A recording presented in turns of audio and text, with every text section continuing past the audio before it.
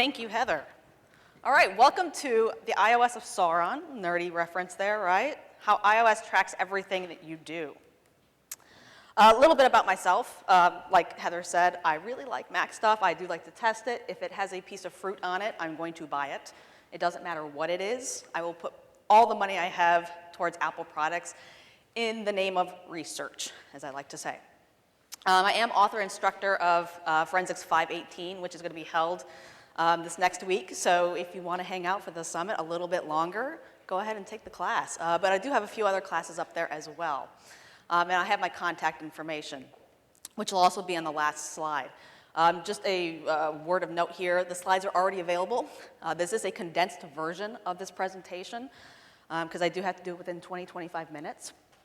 So the slides that are available on my website or my GitHub are quite a little bit more lengthy. So it's got a little bit more stuff to it. So what I want to talk about here is pattern of life. So we use our iPhones. We use them all the time.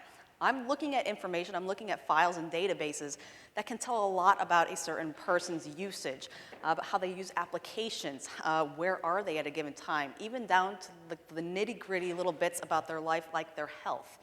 You know, what is their heart rate at a specific time? Really creepy stuff, very interesting stuff as well, that I hope that you guys can possibly use in many of your investigations. So I do have this caveats page. So I do like to put out some information in here. This is a work in progress type of presentation. I will be doing more review of these files, looking at different devices, looking at different iOS versions, because they all do tend to be a little bit different here and there. But for the purpose of this presentation, this is on my iPhone 6 and my Apple Watch. So these are my devices. This is my data that you're seeing. I'd also like to say that this is a jailbroken files. So most of these files, minus maybe one database, is only accessible on a jailbroken device. Your Cellbrites, your XRYs, your whatever other mobile device tools are not going to pull this information. These are very protected files that they are not backed up with like an iTunes style backup. So just be aware of that. The timestamps. I've learned with doing the research for this presentation, do not implicitly trust the timestamps. Some of them are way off, and I'll show you a few examples of those. Always, always test. Data retention for some of these databases. It could be anything from an hour to a day to a month to a week. You know, all these things differ, and I try to mark it in here as best as I can. So for the documentation portion of this, I do have these file paths and files on here. I'd like to say that this is only an introduction to a fraction of the data that's actually available in most of these databases. A tiny, tiny, tiny little subset. There's so much information that hasn't been reported on that are stored in these databases. So I encourage you to take a look at these on some of your own devices or your test devices to get more information from there. The ones highlighted in pink are some of the ones that I'm going to be talking about today. And you'll notice the table counts, specifically current power log down there at the bottom. There are 257 tables within this one database. There's a crazy amount of information to be had. And another slide here just for documentation purposes. So let's get into it. Let's talk about some application usage. How are the users using their various applications, other third-party applications, let's say. So if we go into this battery settings page, it'll take a few minutes, but you'll finally get this other screen that pops up showing the percentage of usage. Now you can get it on a last 24-hour basis or a last 7-day basis. Now if you're looking at this GUI, you're saying, okay, this information has to be stored on the device somewhere. So I went ahead and found that information. That information is being stored in the current PowerLog PLSQL database. This is a very, very large database. This is the over 250 table type database. So this one is storing information about the background and screen time of an application. So how long was the user looking at this application for? How long was it on the screen for? So it stores it for about 2 weeks. PowerLog has archive files as well, so you get about 2 weeks and 5 days worth of information. And the timestamps do tend to be accurate for this particular one. So on the left, or on the right-hand side here, got your timestamp, a background and screen time, and the bundle ID. Bundle ID is basically which application or which process is actually running for this particular one here. So I can take this information and I can correlate it and do some analysis on it. So on the left-hand side here, I have this PL app time service aggregate app runtime. They're all named, these very strange names for these tables. But I'm sorting it by screen time. So I do a lot of Twittering, a crazy amount of Twitter. I'm always on it. So you can see the screen time is right at the top there for the Twitter application, com.8bits.tweety2. And then Overdrive, anybody know what Overdrive is? It's like Audible for library books. I have a lengthy commute, so I like to listen to a lot of audiobooks. Mobile mail, SMS, Facebook, so on and so forth. I also did the same thing for background time on the other side. So background time is just, which application is taking the most background time usage here. It was kind of interesting to see the com.apple Safari View service taking up most of that time.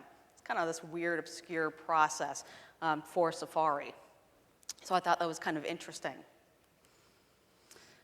Now my favorite, or one of my favorite analysis, is this app app usage by hour or by app.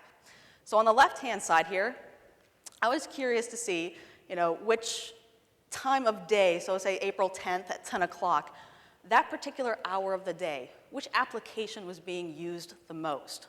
And of course, for me, it's Twitter. So at 10 o'clock in the morning on any given day, I tend to be using Twitter, especially on the weekends. On the right-hand side, you can do it on a per application basis.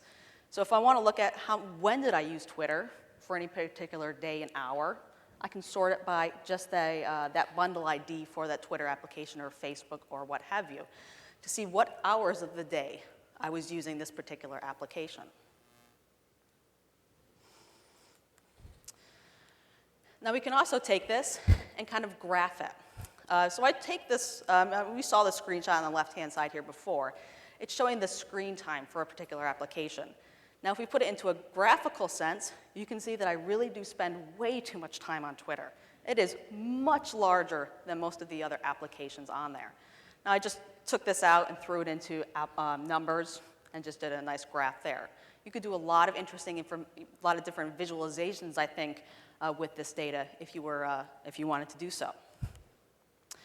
I've got my commute there, com.apple fitness, health. This is when I was doing some research, so I had that screen open quite a bit. And of course, you have to procrastinate when you're putting a presentation together. So of course on Twitter, looking at my RSS feeds on Feedly, and Facebook, of course. Now one of my favorites is what I call the app play-by-play.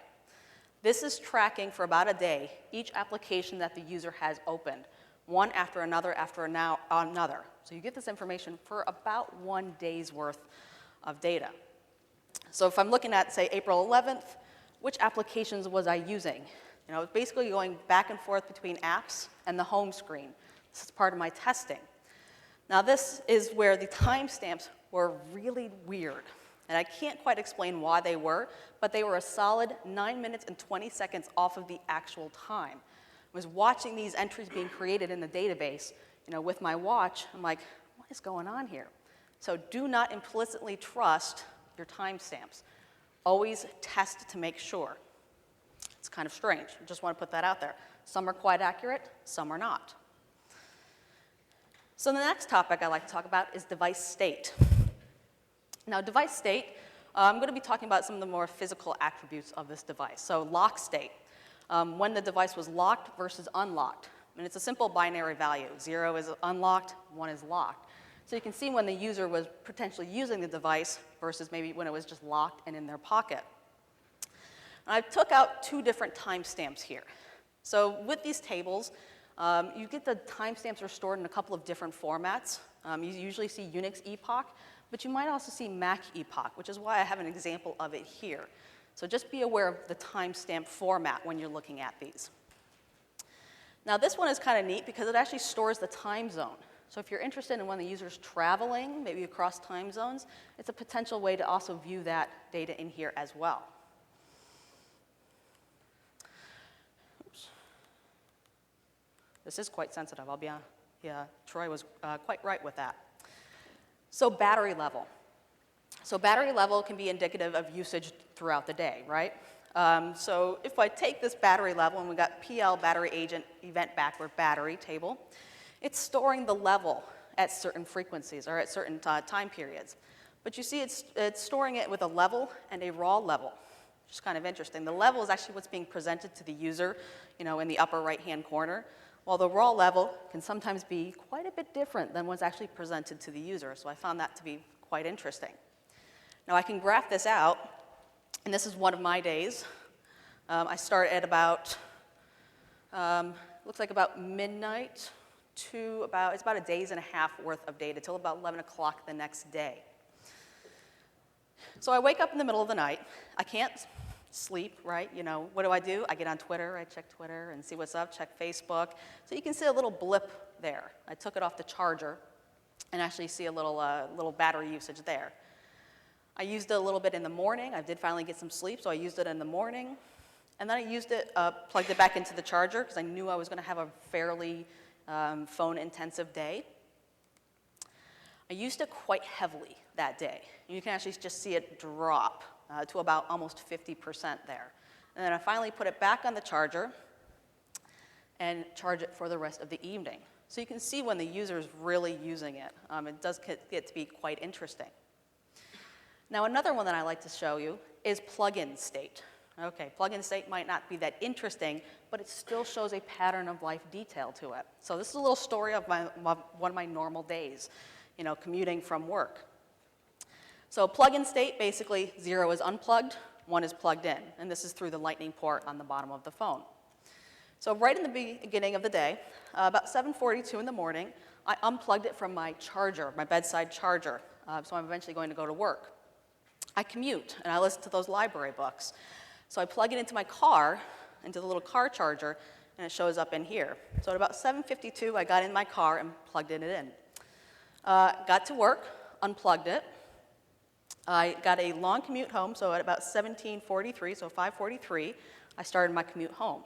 So this is a daily pattern that you can see over and over and over. You get multiple entries sometimes when it doesn't quite take. And then finally, you can see I plugged it in at about 7:46 to do some more research for this presentation. So you can correlate this over, at least a month's worth of data and get this person's pattern of life. When are they home? When are they in their car? You can correlate this with other information as well. So I'd like to talk about health now. This is where it kind of gets really creepy. There's health applications. An person gets an Apple Watch. It's recording your heart rate. It's recording different steps, different other exercise-related items. So you also get this activity application as well, and this comes with Apple Watch. Those who don't have an Apple Watch paired will not get this, but you'll still have that fitness, the health app as well that you can look at. And it's storing information like, how many times, are you active during the day? How many times did you stand up and walk around for a little bit? As well as your exercise minutes. You can sort of see in the third panel there, you have a couple of different workouts if you want to do workouts. So a lot of health-related data is stored in these little health databases. Now this data is actually stored persistently because the user wants to have access to this for as long as they can so they can track their activity levels and things like that, which means this is a gigantic database. I think I extracted mine and it was about 90 megs worth of data, so it is very, very large. Now this is one of the tables, and this is the activity cache. So this is what's storing your brisk minutes or your energy burned, your stand hours goal, and your steps and your distance, your major health activities with the little rings. This walk distance, and I don't know how to get the thing here, but this walk distance, this column here, I was curious. I'm like, okay, I know this is distance, but what is it actually being stored as? So I went to one of my favorite websites, Wolfram Alpha, and I started just plugging in random things that would make sense. And I know how long it's reporting back to me using the actual application. And I said, okay, you've walked 7 miles. It was a good day, right? I got to impress people with my walking. That's not normal for me, obviously. So I walked 7 miles. So I plugged in meters and miles and finally got something that represented the actual information that was being presented to me through the GUI itself. So you got to know how your data is being stored as well. Sometimes you have to do a little bit of guessing, and that Wolfram Alpha helps out quite a bit. Next one is this activity samples. Now, if you look at the SQLite query here, it can be a little daunting. I think I'm putting together 4 or 5 different tables, because this data is spread across many, many, many places to actually get this big old database worth of information and to make it have some sense. Now, we have this data types on the right-hand side here. So data types is what's storing the various bits of data. So the weight is being tracked if they're inputting their weight. Nutrition, if you have certain applications like dietary applications hooked up with your health application, it'll track how much vitamin C, how many carbohydrates, all that good stuff. The steps is represented, the heart rate is represented. So a lot of different details, and they're all being stored in this huge, huge SQLite query, which means you get thousands and thousands of rows in this particular query output. So a lot of information in here, but it can be potentially useful. Now, one of my favorite topics to talk about is location. I have been kind of obsessed with looking for locations on different iPhones and iDevices to see where can I pull this location information from. I get asked, where was this person at a certain time? I don't know. Let me go find some areas on the drive where I can pull that information from. So the first one, and if nobody has actually looked at their own, I highly recommend that you do. First one is called frequent locations. So this started in, I believe, iOS 7 or iOS 8, I can't recall. It's basically tracking where you're going at any given time. So I like to call it frequent and recent locations. It basically has some sort of algorithm that's unknown at this time to bubble up this information. And I'll show you an example in just a bit. This is kind of a big creep factor when you actually look at your own.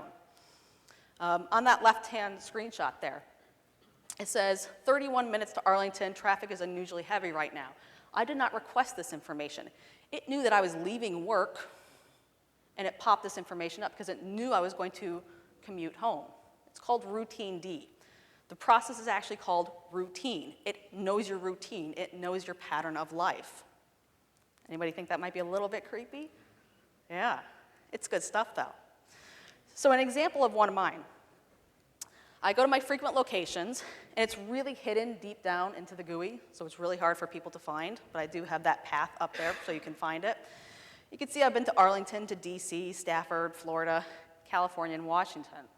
It gives you a broad range here.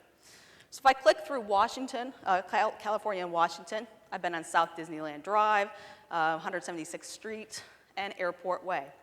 I can go even further and get more specific information, like how long was I there and how many times was I actually at that particular location.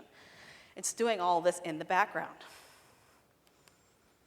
So these locations are being stored in some of these encrypted databases.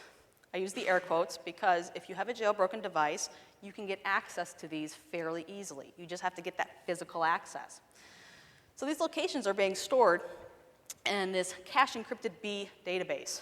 Now you get this for about a day before it gets rolled into the actual frequent locations files that I'll talk about in just a second. We get lats, we get longs, altitude, and so on. I can import this information. I can import this information into whatever mapping application you might want. I chose the Google My Maps for this screenshot because it just makes a nice presentation. So I have a day's worth of lat and longs, and I started in the beginning. I live in Arlington, and I commute down to Stafford every single day. So I can actually plot out my commute with this application here. So you see that first part of my commute. I go by Arlington Cemetery, I go on 395, and eventually head down to 95, which is a very fun drive. If you're in the DC area, you know how awesome that can be. I'm opposite traffic though. Yeah, it still is not great. Now the frequent locations, so you get these data points that are stored in this encrypted cached B database, you get them for about a day. Whatever algorithm that Apple is using, it's going to push some of this information into these state model 1 or 2 .archive files. .archive files, like what is that? It's actually a plist file. You don't have to have a plist file extension to have a plist file. They're just binary XML files. But these are a little bit different. These are NS-keyed archiver plist files. Has anybody looked at these before? They are absolutely awful to look at. So you think XML, you think key and value, but these NS-keyed archiver property list files are kind of a serialized version of that. I have a whole blog article about it and how much of a pain it is to actually interpret this information for the analyst itself. But instead of doing that for these, I actually wrote a script to parse some of this information so I could actually pull it out much quicker than doing it manually. So I got it up there on my GitHub. And what it does is it extracts a CSV or a KML file and throws it into, you can throw it into whatever mapping application you want. The screenshot here, I have an example of Google Earth, and you can see which locations and where I've been. I also have a text output for this particular one, which just parses the information in the database. So the geolocation data blobs, you can sort of see the information in there. Location data, the visits, the entries, the transitions, all that information is being stored within that plist file, which is where the actual GUI is pulling that information from. Now we also have cell locations. So cell locations is basically looking for the locations for all the cellular towers through various different, different protocols. So CDMA will have one, LTE, so on and so forth. So it's storing this information in these tables, Latin longs, as well as the cellular tower information as well. Now, the one thing with the cellular information is that it's much less accurate. So I was only at the yellow spot in DC on this map here, but I was getting the locations for all the cellular towers all around my area. So it's a lot more general. You also get Wi-Fi. It's doing war driving for you. How cool is that? So it's storing the MAC address, channels, Latin longs. That MAC address looks kind of weird, right? It's actually storing it in base 10, which is strange. So in the calculator app, you can take one of these, or you can do it in any other format you want, and change it to base 16, throw some colons in there, and then you're good to go. You have a MAC address that looks familiar to you. I can plug this into a site called Wiggle and actually plot the information and find more information about how long this access point was around for, so on and so forth. And of course, I just released a script called Location Scraper that takes a lot of these databases that I just talked about and stores all this information or outputs all the information in KML or CSV. So you can rip all these databases out, run the script on it, throw it into Google Earth, and look at all this information out there. So that one's already out. I know the slides say it's not, but it is out now. I thank you for coming to the presentation. If you do have questions, please, I'll be here pretty much all week, so feel free to ask questions whenever you like. I am looking for somebody to work with me. If you do a lot of Android forensics, come talk to me. My information is up there. All my presentations and scripts that were presented here are up on the GitHub. So thank you very much. Is there any questions? Do you know if the phones will ever do location services just by GPS without relying on assisted cell tower or the Wi-Fi? For example, if I'm in airplane mode, will it just try and passively receive GPS signals? Yeah, so I've been meaning to research that and get a little bit more detail on it. I believe even if you have airport or airplane mode turned on, it still does GPS, I believe. But I'd like to test that across multiple devices just to be sure, because it might change per device per iOS. So more research to be sure. I noticed when you brought up the screenshot of the power management application on the iOS that it's very, very similar to the one that's on Android. Do you know if the backends are similar, and do any of these other applications have backends that are very similar on the Android side? Yeah, so I get that question a lot when I do this presentation. I do Android forensics. I don't do it as much as I do iOS. I mean, iOS is I love Apple stuff. But I have been looking at some of the Android versions of these databases. They still have a health database. They still have location databases. They're not quite the same format, but the databases are here for a purpose, right? So the purpose is to be useful to the user. So on the Android side, it's doing a lot of the same thing. I don't know if it has like a frequent locations type of aspect to it, But a lot of the information or a lot of the usage could potentially be found on Android devices. I just haven't done the research for that specifically. One thing I also like to point out is third-party apps. So your Fitbit application, that stores a lot of these very similar health-related information in here. So it's not just native applications, it could potentially be third-party applications as well. Anyone else? So in situations where you turn off location services, how much is that honored? As far as I know, it's honored quite well. Again, it's one of those things I'd like to research is just have a phone, completely brand new, turn off location services, never have it on, and see what's actually being stored in those location databases. I won't even guess to how much would actually be stored until I actually do it. Again, like Heather said, I'd like to test things before I actually tell you whether it's yes or no, right? I know, crazy, right? But then you can barely use your phone when you turn on location. I know. It kills me to turn off locations, but it makes you paranoid that you probably actually should turn off locations from an OPSEC point of view. And I'm getting the cutoff, so thank you. If you do have other questions, I'll be here all week. Thank you.